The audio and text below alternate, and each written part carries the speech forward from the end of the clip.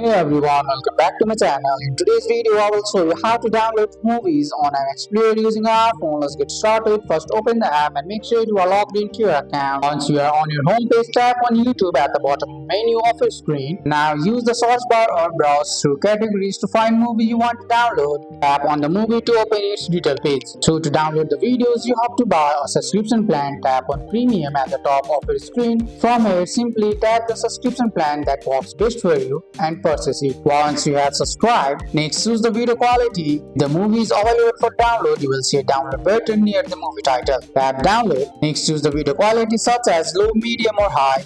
Lower quality saves storage while higher quality gives better picture quality. After selecting the quality, the movie will start downloading automatically. You can see the download progress on the screen. You can continue using your phone or lock the screen. The download will keep going. Once the download is complete, go to the download section inside the Explorer app.